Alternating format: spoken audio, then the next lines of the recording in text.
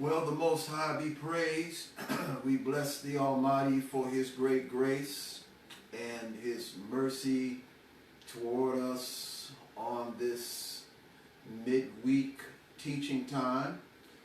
As is our practice, we always begin with prayer, which is a wonderful time. I say this every time I get ready to begin the teaching, because the prayer time is a wonderful time where we are connecting with the Most High and bringing the needs to Him and sending the incense up to the Almighty.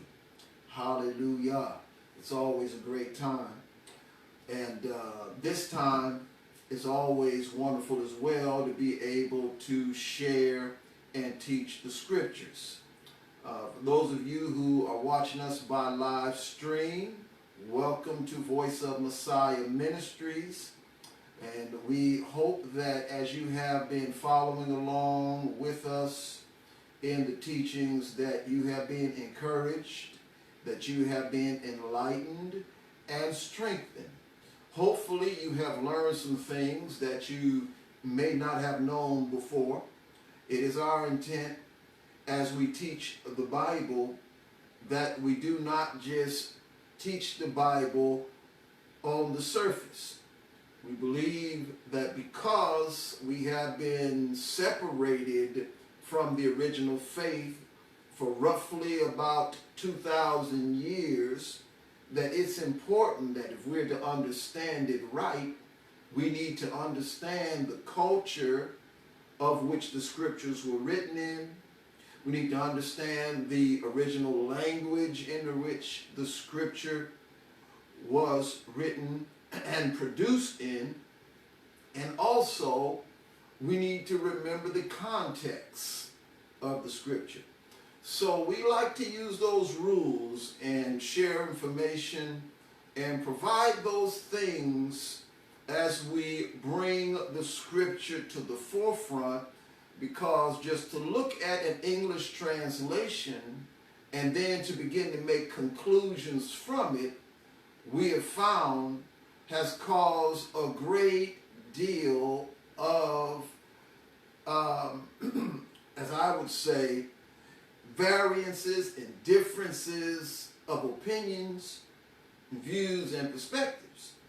Because for the most part, many of the perspectives on the Bible are coming in from those who do not look at it from its original Hebrew perspective. And when you don't look at the Bible, which is written from a Hebrew culture perspective and mindset, you lose the original intent.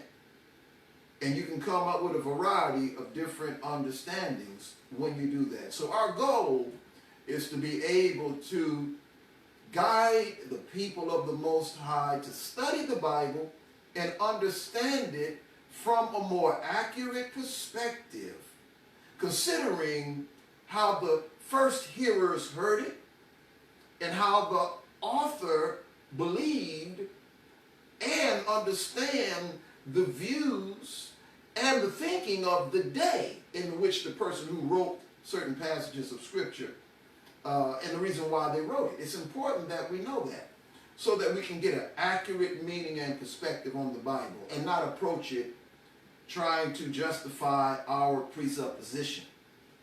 Because you don't get an accurate perspective of the Bible by trying to find verses that support your presupposition or your already held belief.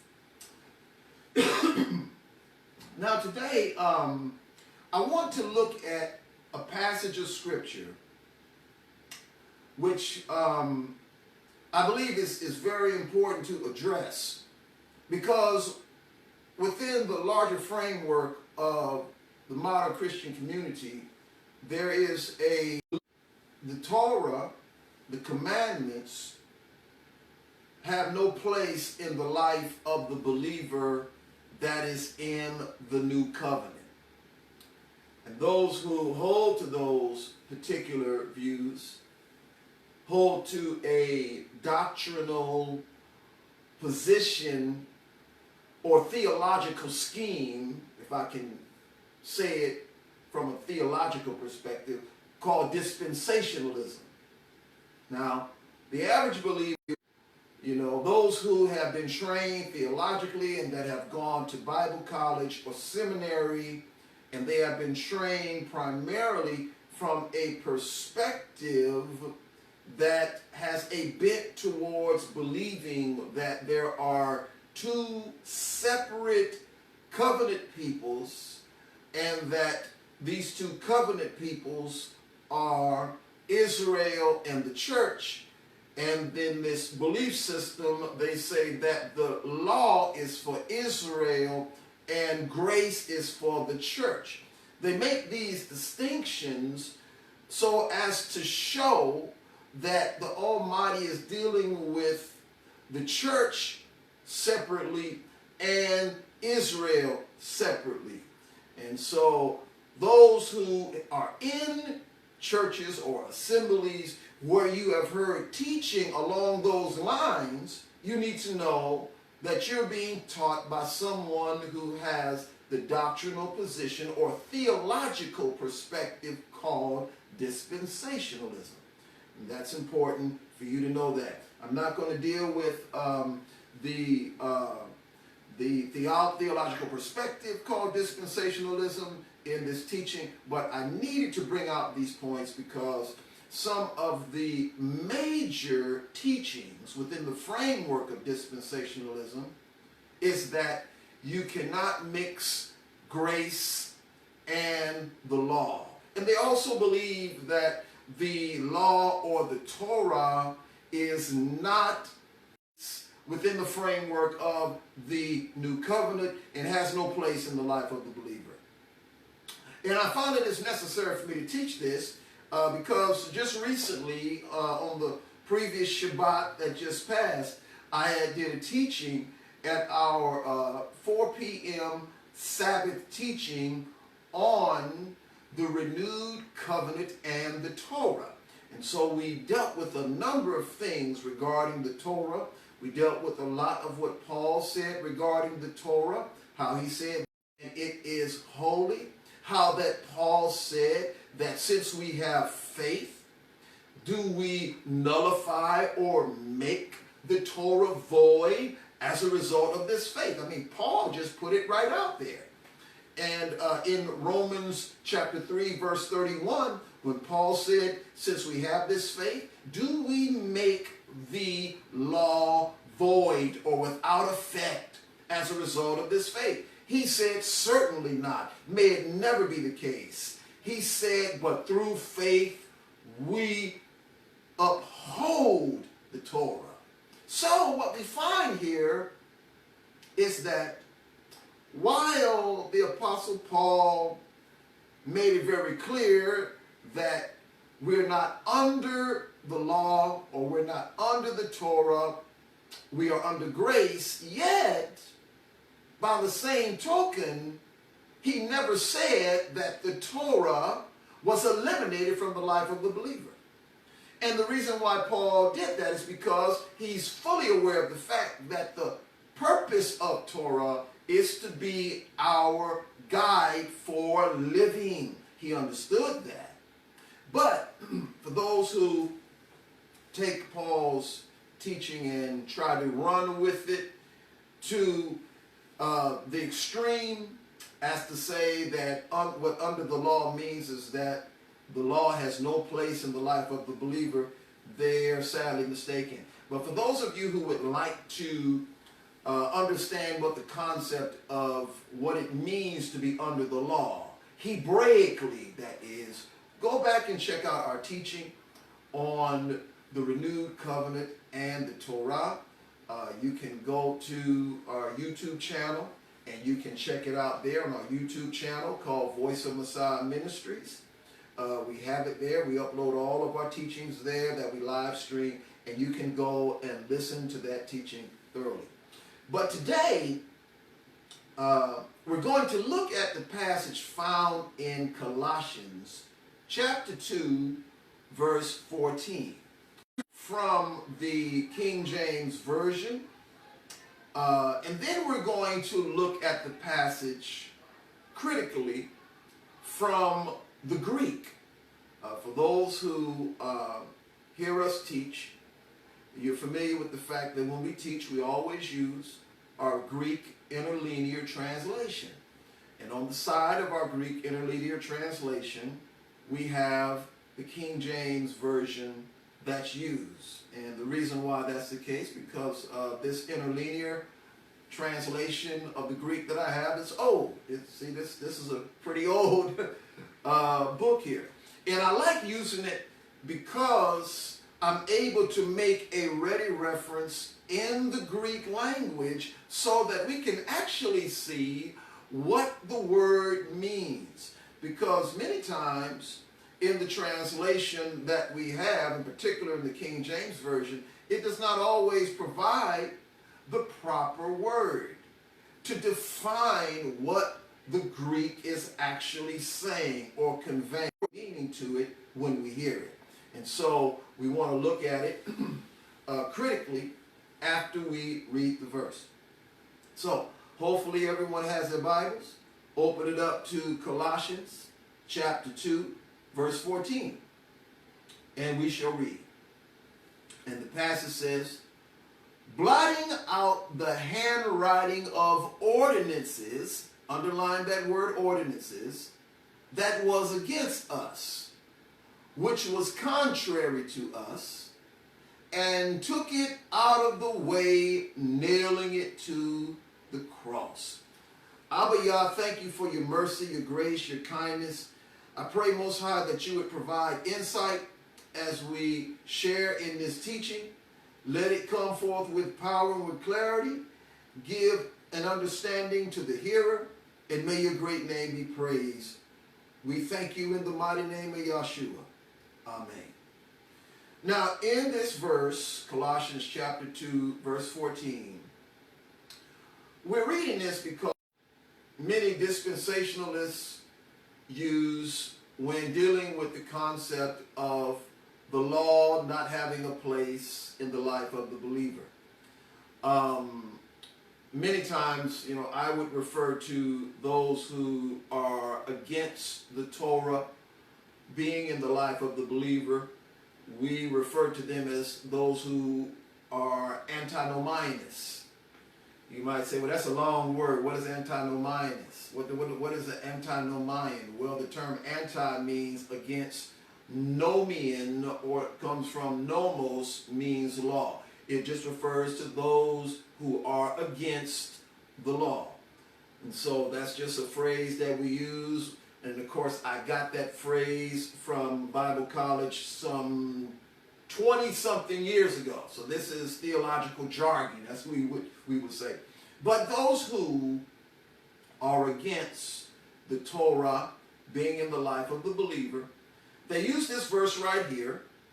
And in reading the verse, and I'll read, blotting out the handwriting of ordinances.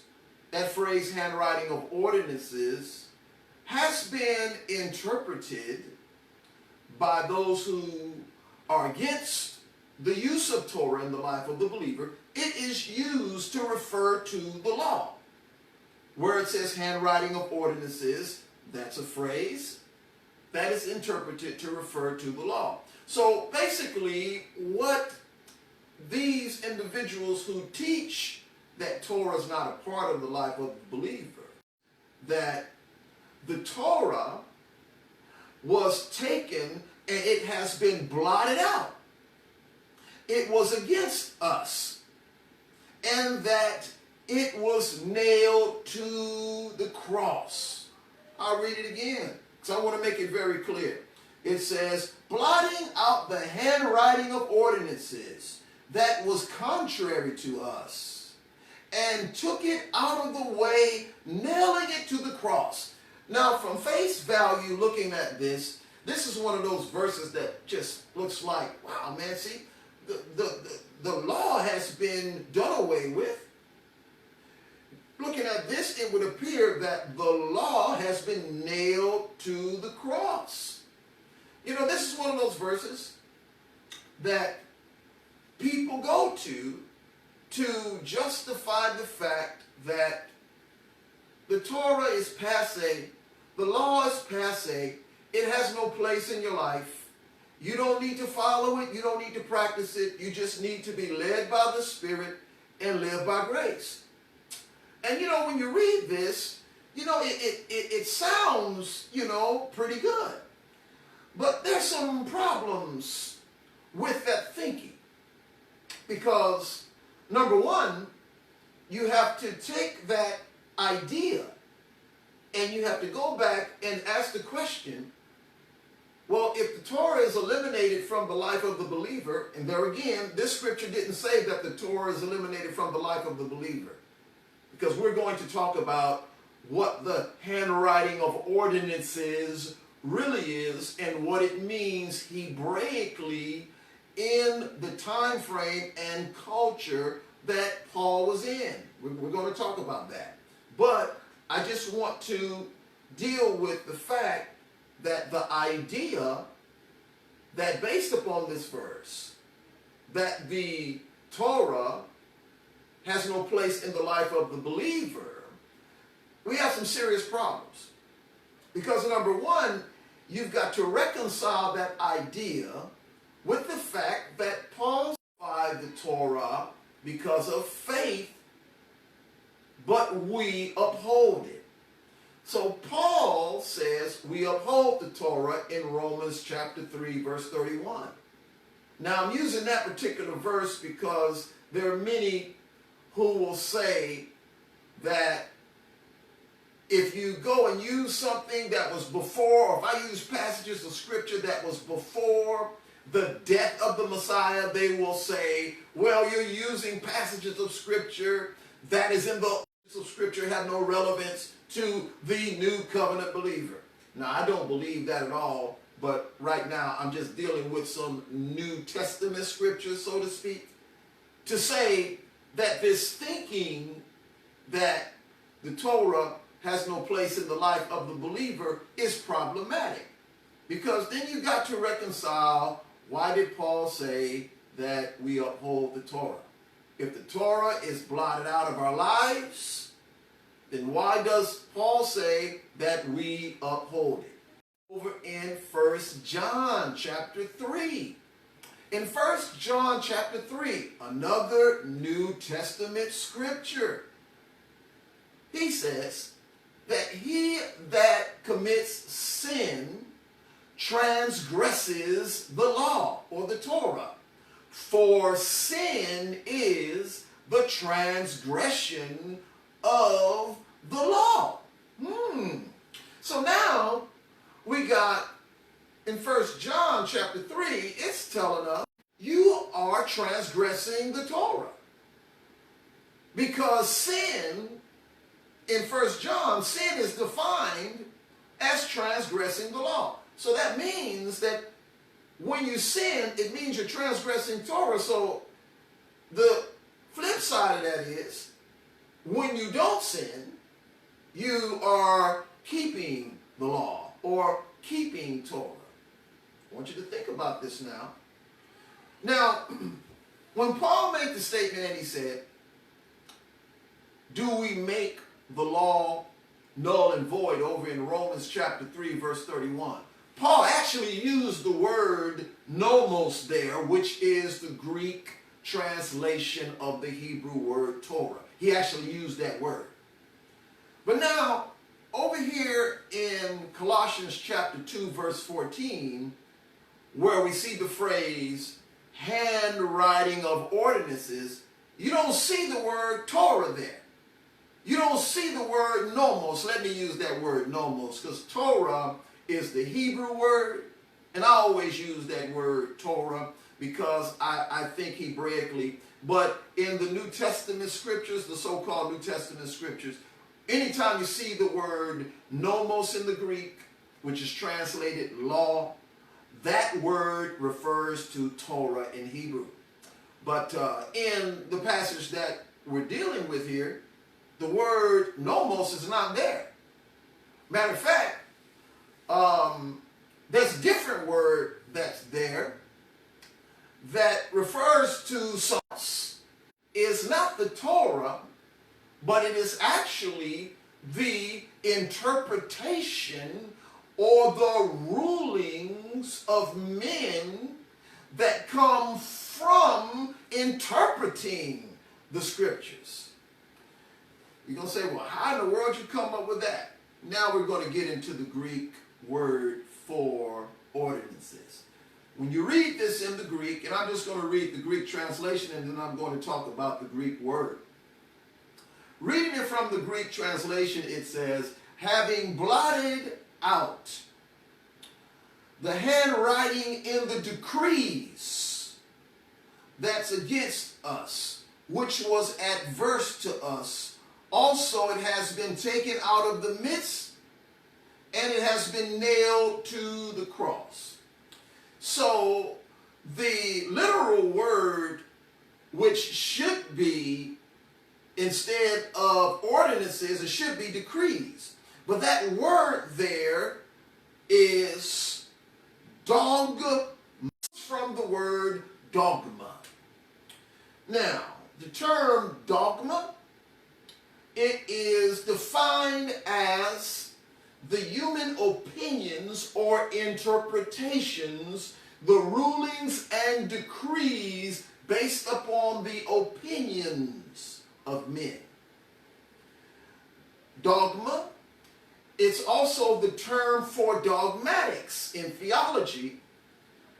When we were being trained theologically, to a section of theological concepts, and they called it dogmatics, because the term dogmatics refers to the theological interpretations of different subjects. So you had dogmatics regarding Christology or theology proper, which is a theology of Elohim, or soterology, which is the theology of salvation, based upon the Greek word dogma that refers to the theological interpretations or rulings, the teachings that have been given or have been sanctioned as being the proper teaching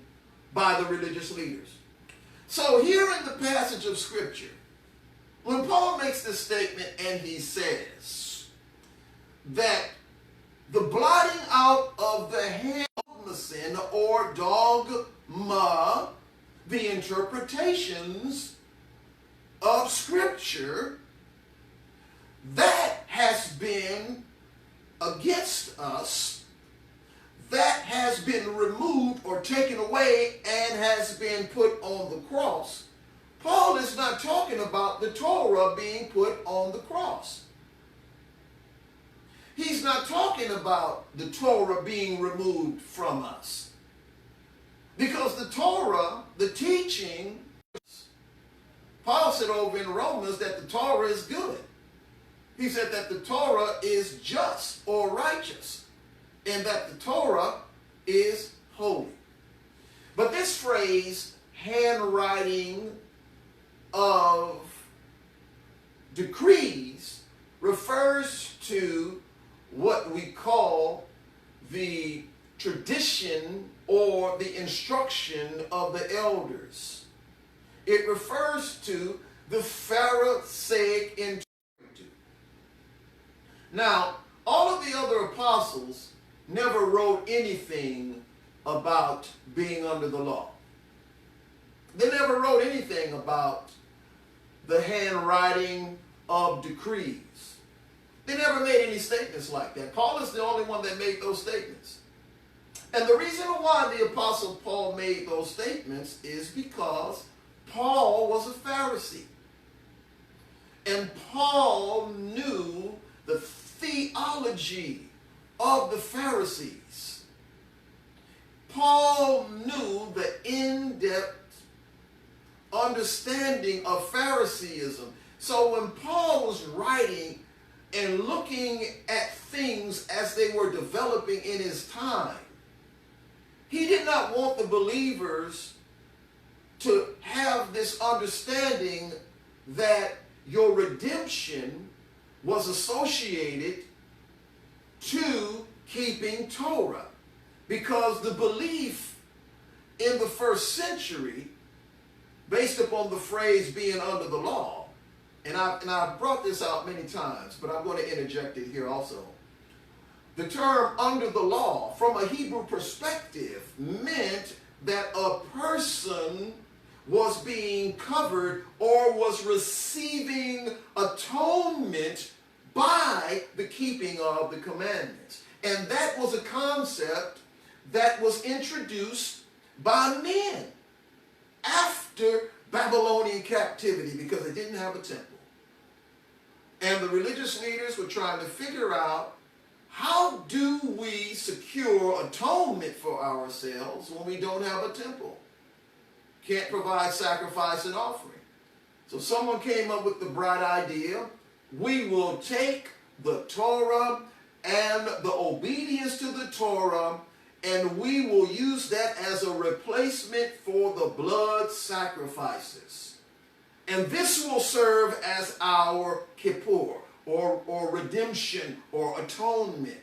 And so, as time went on, the phrase under the law came into place. And they believed that if you keep the commandments and it serves as your atonement, you will receive justification, or you will be made righteous or innocent before the Almighty. So this was a concept that was developed because they didn't have a temple, but it remained in the fiber and framework of Judaism, which really began to become cemented under the Pharisaic system. And that's important for us to know.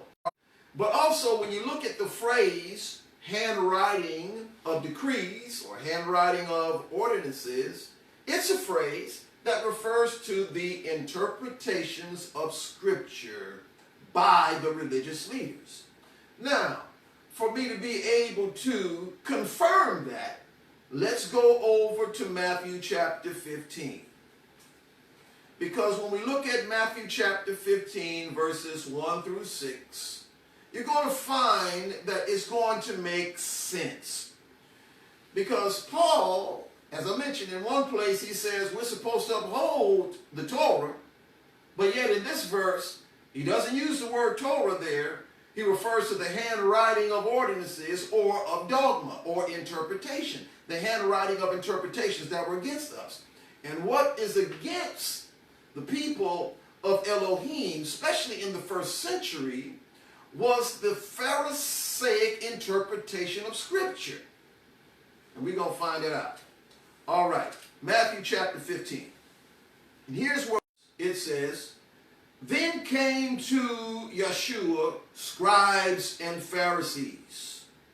All right, notice it says scribes and Pharisees, which were of Jerusalem, saying, why do your disciples transgress the tradition of the elders? Highlight that phrase, tradition of the elders. Now I'm going to come back and talk about that phrase, tradition of the elders, but I just want to read to verse 6. It says, for they wash not their hands when they eat bread. In other words, when they get ready to eat, they don't wash their hands. But he answered and said to them, why do you also transgress the commandment of Elohim by your tradition? I want you to think about that. For Elohim commanded, saying, honor your father and mother, and he that curses father or mother, let him die the death. But you say, check it out, he says, but you say, whoever shall say to his father or his mother, it is a gift, by whatsoever you might be profited by me, and honor not his father or his mother, he shall be free. Thus you have made the commandment of Elohim of none effect by your tradition. So now what we see here is Messiah flipping the script on the Pharisees. They come to him. Notice that your disciples don't go through the procedure of washing their hands according to the instruction of the elders. Now, the word tradition here in this King James Version, it should be translated instruction. The Greek word that's used there is paradoson, which means instruction. And you can use the term tradition, but it's tradition in the sense of an instruction that has been passed down, an instruction that has become, for most intents and purposes, like a law. That's why they said to him, "Why do your disciples go against the instruction of the elders?" Now, what many may not know is that during the first century, there was developing there was a body of writing that was developing. And it was what is now called the oral Torah and the Talmud.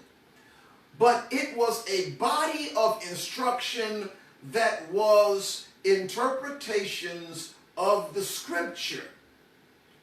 And, for example, the scripture may say, keep the Sabbath. And there are only two things that the Almighty said in the scripture about keeping the Sabbath. He said, don't do any work. And he said, don't light a fire. The Pharisees got a hold to the passages on keeping the Sabbath. They had many other instructions, this is the dogma, that they added to it. See, the dogma and the paradoson, they're basically the same. They are religious instruction and rulings.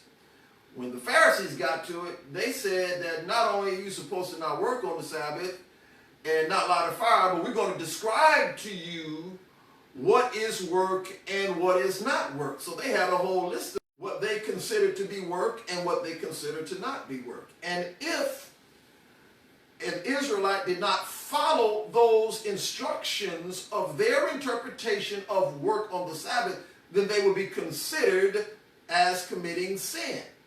Now, they weren't breaking the command of Elohim. They were breaking the instruction of the elders. See, this is what was being developed. There was this development of this body of writing that came to be called the Mishnah and the Talmud. And so here in this passage, they came to the Messiah. And they said, your disciples, they're not following the procedures of the interpretation, our interpretation of what it means to follow codes of cleanliness. They don't wash their hands the prescribed way. And so Messiah says, well, you guys have made the commandment of Elohim tradition. And then Messiah gives the example. The example that the Messiah gives has to do with a situation that when they would ask people to give voluntary offerings, they were telling the heads of households, look, you need to give an offering to the temple. You need to give an offering to us or to the synagogue. And if you give that offering, you'll be blessed. Now, the thing about it was this. They were admonishing the heads of households that did not have any money anywhere else to give the money that they had set aside for their elderly parents. And so they would take the money that they had set aside for their elderly parents and they would give that money to either the temple treasury, the synagogue treasury, and the religious leaders were telling the heads of households that you'll be blessed and tell your mother and your father that they'll be blessed because it's a gift that's being given to the work of the kingdom. But Messiah said that when you take the money that you have set aside for your elderly parents, according to the commandments, when you tell them to do that, you, in essence, are breaking the commandment of Elohim that says, honor your mother and your father. Now, when we read the commandments, and for the most part, when people hear the commandments read where it says, honor your mother and your father that your days may be long, most people, when they hear that, they think that the word honor means respect your parents. Well, you're supposed to respect your parents, yes. There is a passage in the New Covenant writings where it says respect. But in the Torah where it says honor, that's not the proper word that should have been used. Because the word from the Hebrew literally means provide for. That's the accurate meaning. And what it should say is provide for your mother and your father, that your days may be long. The commandment in the scripture where it says honor your mother and your father literally means that when you have elderly parents, it's the responsibility of the heads of households. Because when the Torah was given by the Almighty, when he was up on the mountain in Exodus chapter 20, he wasn't speaking to little babies, he was speaking to heads of households. The commandment was that you're supposed to provide for your elderly parents. That is what the commandment means where it says, honor your mother and your father. So in doing that, money had to be set aside for the provision and care for the elderly. In the first century, were telling the heads of households that they could give as an offering the money that they have set aside for their elderly parents. And just tell their mom and dad, you know, that's a gift and you're going to be blessed. In other words, the Most High is going to make sure you're going to be okay. When the scripture says that that money that's set aside for the elderly parent is supposed to be for their provision. And so Messiah called these religious, because you have this tradition now, you're trying to get more money into the treasury. So you're telling the heads of household, take it from the money set aside for your mom and dad. You're breaking the commandment by your tradition. So here is where we get the example of the handwriting of dogma. See, I said all of that to still deal with Colossians chapter 2, verse 14. Because in Colossians chapter 2, verse 14, where it talks about the handwriting of ordinances or decrees, which is the dogma sin or dogma, the handwriting of interpretations that is against us, has been nailed to the tree. Messiah did not take the Torah and nail it to the tree. Messiah took the instruction of the Pharisees, the interpretation of Scripture from a Pharisaic perspective. That's what the handwriting of dogma is. As the Mishnah and the Talmud. All right? That is what Messiah has nailed to the tree and has removed from us. Because that is what is against us. See, Messiah didn't take the Torah and nail it to the tree. That don't make any sense that Messiah would nail that to the tree.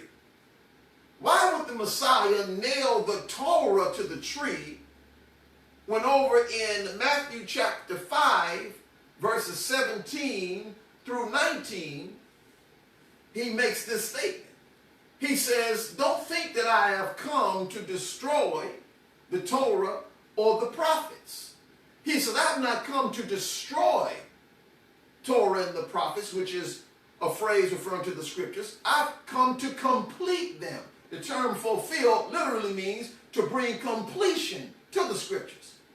And then he continues he doesn't stop there. We got to keep the context. He continues in telling his audience that not one from Torah and the prophets, he says, heaven and earth will pass first before the jot, which is the yod in Hebrew, the smallest letter of the Hebrew alphabet, and the chametz, the smallest or part of a letter. What Messiah was saying was that nothing in the Torah or in the scriptures is going to be eliminated. He said that heaven and earth will pass away first before any of the scriptures. And he says, and I want you to catch the whole context of it. Go back and read Matthew chapter 5, verses 17 through 19. In that 19th verse, he says something like this. He says, whosoever shall break the least of these commandments. Now, you see, he's getting real minute because he's trying to emphasize the importance of all of the scripture. He says, whosoever shall break the least of these commandments and teach others to do the same shall be least in the kingdom. But whosoever shall do and teach the least of these commandments shall be great in the kingdom. So by virtue of Messiah's statement regarding the law or the Torah and the prophets, he never gave any indication or never spoke anything negative or anywhere remotely close to eliminating the Torah. He said the very opposite. And this is why when we read passages in Colossians chapter 2, verse 14, and we don't look at the passage properly. See, if Paul wrote there that the blotting out of the law, period, and that's what it said, then we would still have some problems because he would have to reconcile that with what he said about upholding the Torah, and also he would have to reconcile that with what Messiah said. But Paul wasn't talking about the of dogma or the theological perspectives, the rulings, the decrees, the interpretations of scriptures that had been written down by the religious leaders. This is what he was talking about, the instruction or the tradition of the elders. Another thing that helps us to understand that this is what Paul was talking about is because Messiah made a statement to his disciples. And he said this, because this is what Messiah was against. Messiah was of the religious leaders. But this is a statement that the Messiah made to his disciples. And he said, beware of the leaven of the Pharisees. And the disciples looked at him and said, did he say that because we didn't bring any bread? They thought that he was talking about bread. And Messiah said, I'm not talking about bread. He said, you guys have already seen the miracles of me feeding the 5,000. He said, I'm not talking about bread. Then Messiah breaks it down to them. He said, I'm talking about beware of the teaching of the Pharisees. Messiah made it very clear to his disciples that he was against the teaching of the Pharisees. So when we talk about what Messiah nailed to the cross, everything that Messiah was against, which was the teaching of the Pharisees, which was sin, everything that has a negative effect and produces confusion in the life of the believer, the Messiah nailed to the cross. So when he nailed these things to the cross, he never included the Torah. So when people come along, dispensational Bible teachers, those who are antinomianists, yeah, I'm calling you out. You call me out. You call us out that, who are for the Torah and uphold the scriptures that give positive affirmation. Paul did not use the word Torah there. Paul used a phrase which was understood in his time. that referred to the traditions or the instruction of the Pharisees and the elders. This is what handwriting of dogma sin is. Handwriting of dogma. That's what was against us, not the Torah. And it's important that we understand this, because most of us who are not familiar with the Hebraic context of Scripture, those of us, or shall I say, Phariseeism, because that was the dominant influence in the first century as a sect. Theologically, Phariseeism held sway in the first century. We know that the Sadducees had their sect, but they didn't have theological sway over the minds of the people as did the Pharisees. And so here what we find is that all Paul is saying is that the teachings and the instructions and the religious tradition of the Pharisees is what has been nailed to the tree, because that is what is bondage. That is what is against us. And it's important that we understand that in most believers, that you're not familiar with Judaism, because in your traditional Christian churches, you're taught not to look into it. You're taught not to check it out. But when you go and you go deep into Judaism and you look into first century Judaism and you look into Hebrew thought, then what you find is that passages such as these, where the Apostle Paul is bringing out this information, it's not talking about the Torah, because, like I said earlier, if he was, then he would have to reconcile that statement with what he said over in Romans 3:31. And Paul was pro-Torah. He was pro-keeping the commandments. But he just wanted to make it very clear that keeping the commandments does not bring about redemption. Keeping the commandments is to be our guide for holy living.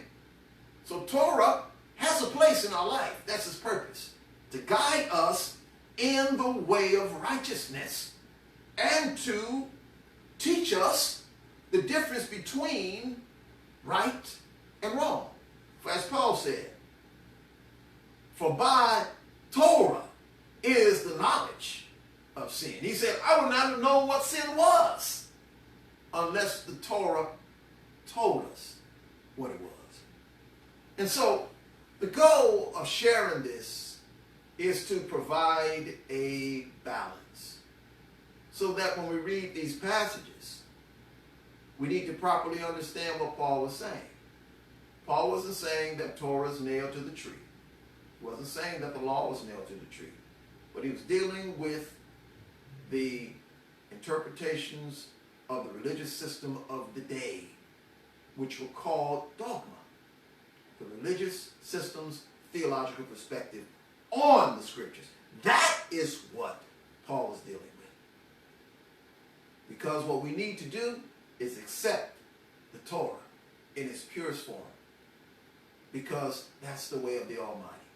I trust that this teaching has been helpful to provide some understanding and hopefully to help you to sort through some of the confusion that has come in regards to this verse in Colossians chapter 2, verse 14. Well, the Most High be praised. Thank you for listening to us here on Voice of Messiah Ministries. And do tune in again when we will be teaching on Shabbat. Check us out at 12:30 on Sabbath and join in with us. The Most High bless you. Shalom.